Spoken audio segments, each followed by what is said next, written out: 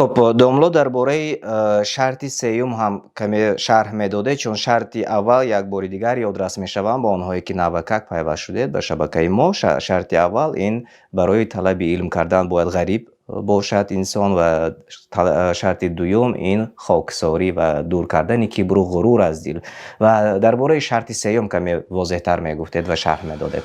شرط سیوم الورع میگن، یعنی طالب علم باید پرهیزگاری داشته باشد. پرهیزگاری از چی؟ پرهیزگاری از حرام و از مکروه اینه باید همه داشته باشه، همه مسلمان ها.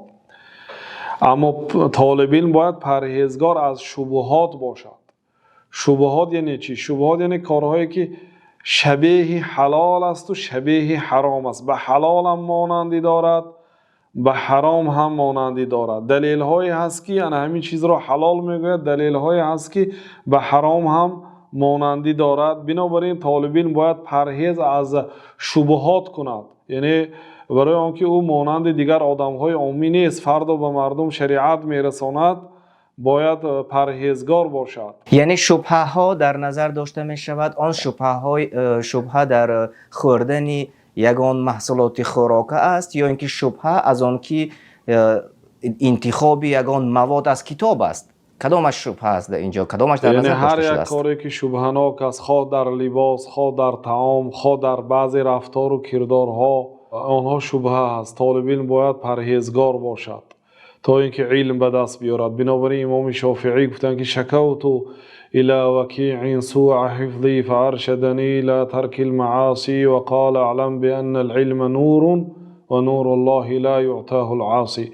امام شافعی میگوید که من به امام وکیع شکایت کردم سستی حفظ خود را، پس مرا راهنمایی کرد به ترک گناه. گفت که این علم نور است و این نور به شخص گناهگار داده نمیشد. بنابراین طالب علم باید پرهیزگار باشد، از شبهه ها دور باشد، از کارهایی که به حرام نزدیک است دور باشد، تا اینکه الله سبحانه و تعالی علم دهد. واتقوا الله و یعلمکم الله. در سوره بقره هم الله تعالی میگه که شما پرهیز کنید، تقواداری کنید تا اینکه الله تعالی به شما علم دهد. این شرطی سیوم است که طالبین باید پرهیزگار باشد. یعنی از همان شبهه هایی که مثلا اکثریت امروز مردمی ما در غرب زندگی میکنند، آنجا در واقع روبرو شدن به گناه و حرام خیلی زیاد است. چون در کوچه ها نگاه میکنید مثلا هر نمود انسان ها و هر نمود لباس دارند. یعنی که منظور اینجا حتی در نگاهی یک نفر به دیگر نفر این هم یک شاید شبهه است، به حرام برده میرساند. یا اینکه آن خورد و خوراک، حتی آبی که می نوشید، آبهایی که در غرب خریداری کرده می شود، داخلش بعضی محصولاتی از استفاده بعضی حیوان ها استفاده شده است. یعنی این نیست به شبهه برده می رساند، یعنی که از این نیست پرهیز کنند. درست است؟ بله، هر چیزی که برایشون شبهناک است. شبهه چیست؟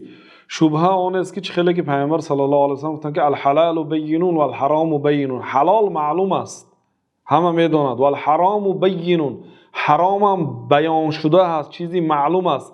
و بینهما امور مشتبهات. بین حلال و حرام یک کارهایی هست که مشتبهات است، یعنی مانندی به حلال هم دارد، مانندی به حرام هم دارد. لا یعلمهن کثیر من الناس. بسیاری از مردم حکم آن را نمیدانند، یعنی شبهه را.